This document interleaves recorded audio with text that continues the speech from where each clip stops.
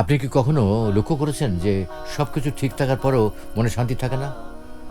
টাকা আছে, মানুষ আছে, সুযোগ আছে, তবুও ভেতরে একটা অস্থিরতা। মানুষ মনে করে শান্তি আসে অর্জন থেকে, কিন্তু সত্যি কথা হলো শান্তি আসে সংযোগ থেকে।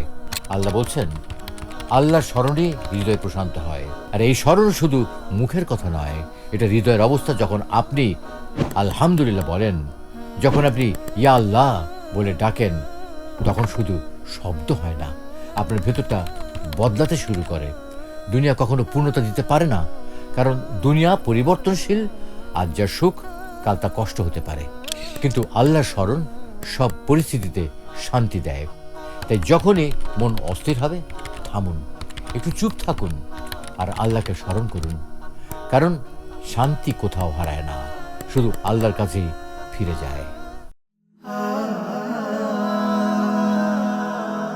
Heaven Tune.